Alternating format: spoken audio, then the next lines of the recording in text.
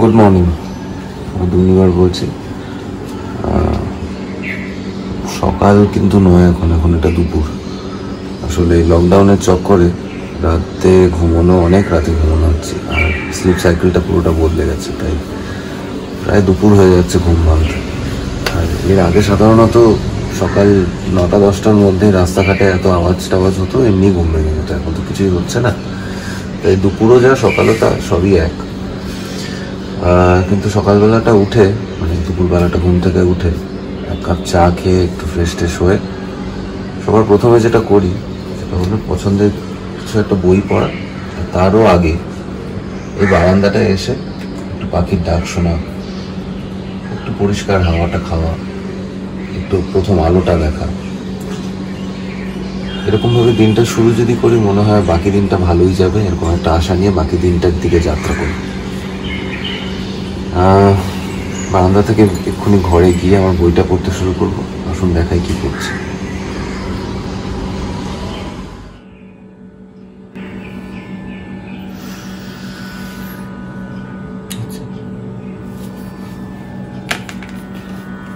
সকালবেলার এই সময়টা আমি একটু নিজের সাথে কাটাতে পছন্দ করি।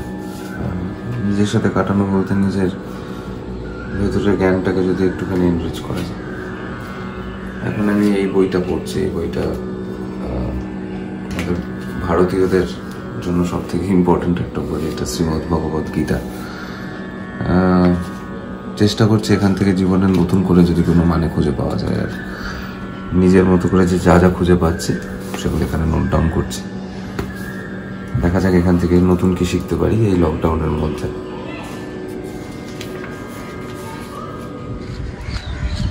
ঘাসে ঘাসে পা ফেলেছি বনের পথে যেতে, ফুলের গন্ধে চমক লেগে উঠেছে মন মেতে, ছড়িয়ে আছে আনন্দের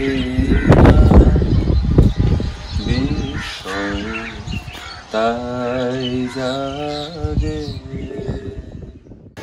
এই লকডাউন পিরিয়ডে আমার বাড়ির সব থেকে প্রিয় কর্নারটা হচ্ছে এই জানলাটা। কারণ এই জানলাটা থেকে এই গাছটার সাথে আরো অনেকগুলো গাছ দেখা যায়।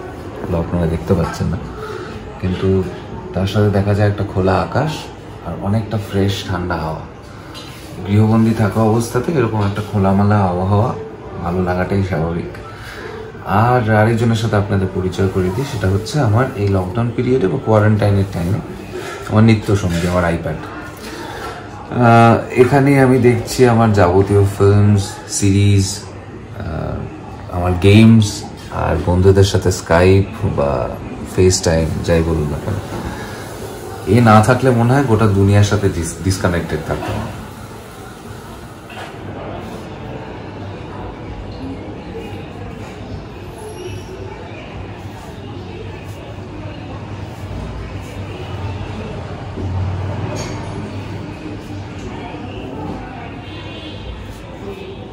In all these years, I have written 1,664 letters to various presidents of America. Now that you are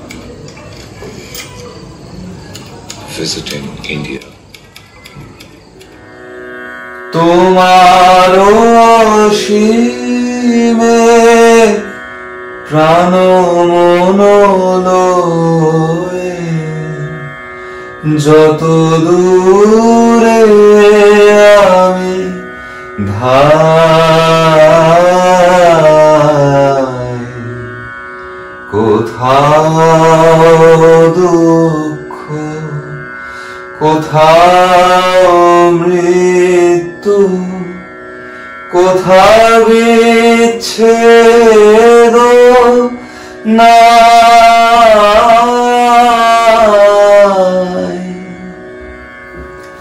আর এইটা হলো আমাদের, মানে আমার আর মীনাক্ষীর গানের ঘর।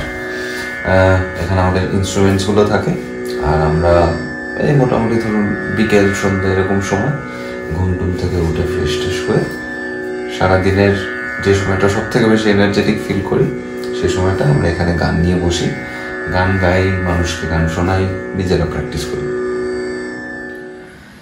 নিখিলেশ প্যারিসে, মহিদুল ঢাকাতে, নেই তারার কোনো খবরে।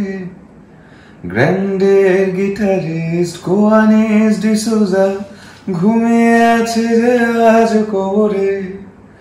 কাকে জানো ভালোবেসে আঘাত পেয়ে যে শেষে পাগলা গারদে আছে রমারায়। অমলটা ভুগছে দুরন্ত ক্যান্সারে, জীবন করেনি তাকে ক্ষমা হায়। ঠিক ধরেছেন, আমি আমার সব থেকে প্রিয় ড্রিঙ্কটা খাচ্ছি এখন, যেটা হলো কফি। আমার কফি খেতে খুব ভালোবাসি আমি। আর সব থেকে বড় কথা হচ্ছে যে আমি বিভিন্ন ফর্মস অফ কফি ট্রাই করেছি এবং এক্সপ্লোর করেছি। তার মধ্যে আমার সব থেকে প্রিয় হচ্ছে এসপ্রেসো। সাধারণত যে কোনো কফি শপে গেলে বা কফি বারে গেলে আমি এসপ্রেসোটাই ট্রাই করি এবং বোঝার চেষ্টা করি কীরকম বানিয়েছে তারা। কিন্তু বাড়িতে যেহেতু আমার এসপ্রেসো মেশিন নেই, তাই একদমই খাওয়া হচ্ছে না। কিন্তু মীনাক্ষী কোথা থেকে একটা দারুণ আমেরিকানো বানাতে শিখেছে এবং সেটা আমাকে খাওয়াচ্ছে লাস্ট 3-4 সপ্তাহ ধরে। And I am loving it. Okay আমি বারবার জিজ্ঞাসা করেছি যে কী দিচ্ছে, কিন্তু বলছে না। There must be some special ingredient and here is that. I am enjoying it. আর প্রত্যেক দিন কোয়ারেন্টাইনে সন্ধ্যেবেলায় কফিটা না পেলে কিন্তু আমার চলছে না।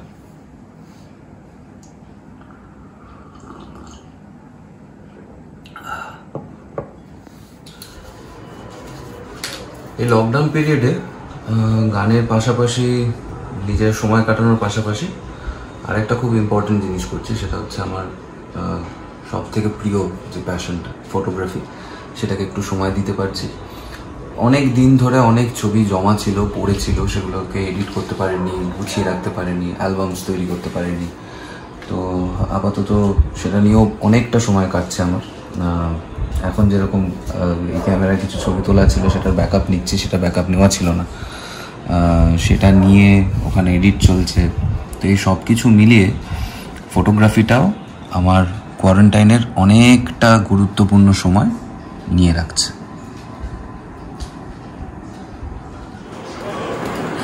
অফ টাইম পেয়েছি, আর কি করবো, তাই বেক করছি, একটু কেক টেক বানাচ্ছি।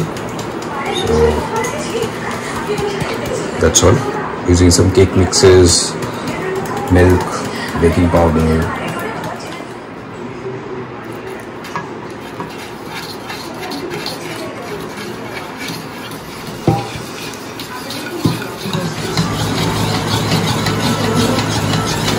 The cake mix is ready.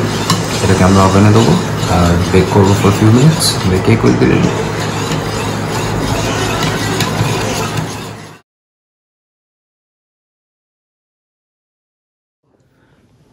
গোটা ভিডিওটা দেখে নিশ্চয়ই বুঝতে পারলেন যে আমি কিরকমভাবে সারাটা দিন কাটাচ্ছি। এখন এই লকডাউনের সময় আমরা কিন্তু থেমে আছি।